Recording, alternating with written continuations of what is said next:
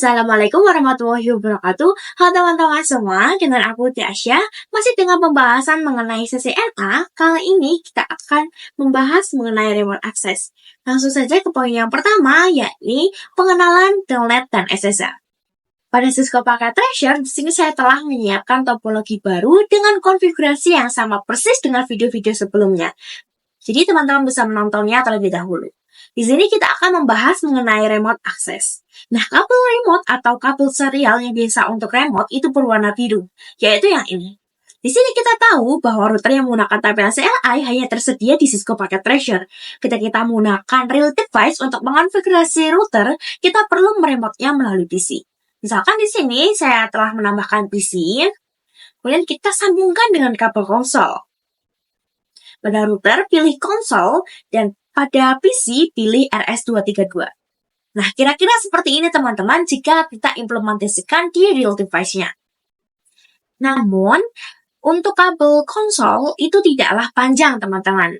Misalkan terdapat router di daerah A yang ingin kita remote sedangkan kita berada di daerah B. Lalu bagaimana solusinya? Jadi kita bisa menggunakan telnet dan SSH teman-teman, yaitu meremote dengan jarak jauh tanpa menggunakan kabel konsol. 2. Konfigurasi telnet. Jadi langsung saja kita coba. Untuk pertama kita akan konfigurasikan telnet terlebih dahulu. Kita buka tampilan CLI dari routernya dan masuk pada global mode. Sini ketikkan perintah line FTY0, lalu klik tanda tanya. Maka di sini akan muncul range angka dari 1 hingga 15. Artinya kita bisa menggunakan angka tersebut. Misalkan kita akan isikan dengan 02. Jadi, komen tersebut menandakan berapa orang yang dapat meremote router ini menggunakan telnet dalam waktu bersamaan. Artinya di sini ada 3 orang, karena kita menuliskan dari 0 sampai 2, yaitu 0, 1, dan 2. Setelah kita enter, maka kita lanjut berikan password. Misalkan di sini kita gunakan passwordnya 123, lalu ketikkan login. Nah, perintah login mendefinisikan jika kita ingin masuk ke telnet, kita harus memasukkan password yang sudah dibuat tadi. Di sini kita ketikkan transport input. Nah, jika kita klik tanda tanya, di sini akan memunculkan 4 opsi, teman-teman. Di mana opsi pertama yaitu ada non, yaitu tidak ada protokol, kemudian ada SSH dan ada telnet, dan ada juga transport input all, yaitu untuk SSH dan telnet. Maka di sini kita akan coba untuk telnet terlebih dahulu.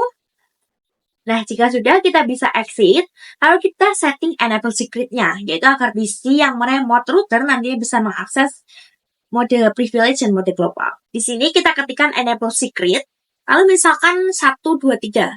Nah, bagian ini bebas teman-teman, bisa memasukkan berapapun. Kemudian kita bisa lakukan uji coba.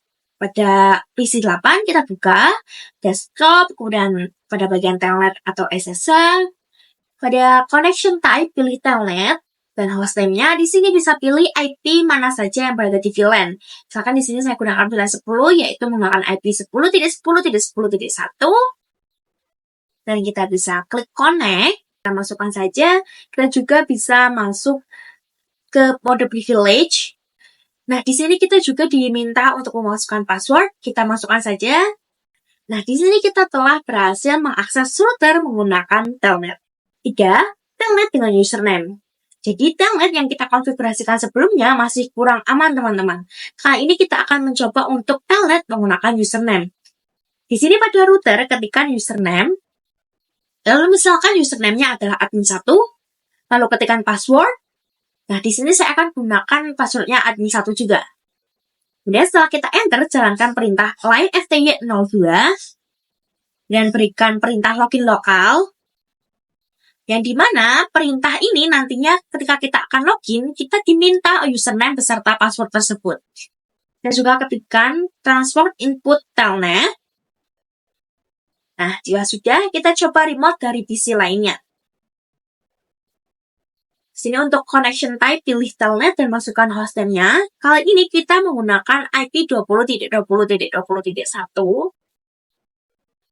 Nah, dapat diperhatikan kita harus memasukkan username.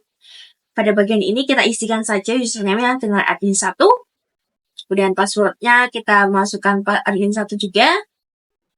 Dan pada bagian privilege mode, kita masih menggunakan password yang sama, yakni 123. Nah, dengan begitu, kita telah berhasil mengkonfigurasi telnet dengan menggunakan username. 4. Konfigurasi SSH. Sebelum melakukan konfigurasinya, kita perlu mengganti hostname terlebih dahulu, teman-teman, agar nantinya kita lebih secure. Ketikkan hostname, misalkan di sini UT Asia. Nah, enter.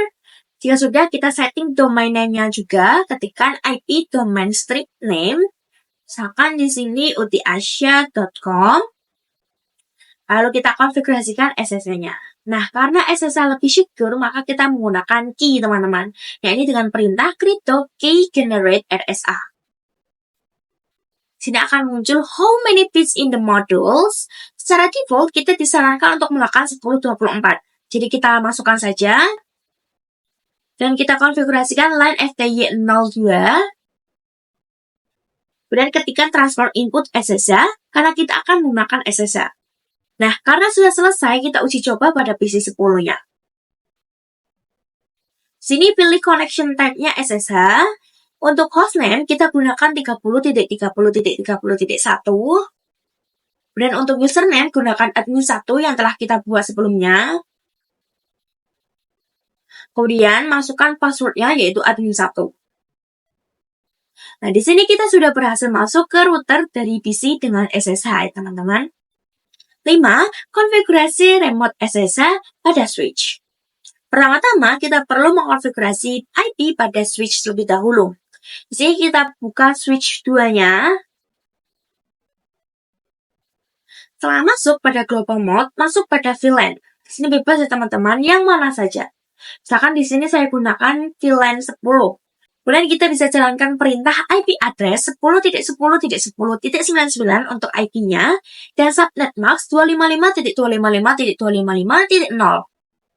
Lalu kita juga berikan IP gateway-nya dengan perintah IP default strip gateway 10.10.10.1. Jika sudah, kita bisa cek pada do show IP interface brief. Di sini tekan spasi.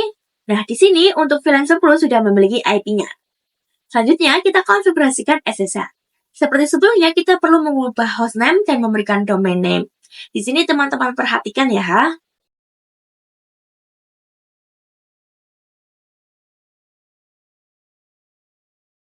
Lalu, ketikkan crypto key generate RSA. Dan masukkan angka 1024 dan enter. Selanjutnya kita setting username dan password. Kita akan gunakan admin 2 baik username dan passwordnya. Ya sudah, selanjutnya kita ketikkan line FTY02.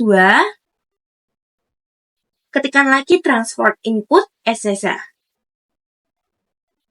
Ketikkan login lokal. Nah, jangan lupa untuk memberikan enable secret-nya.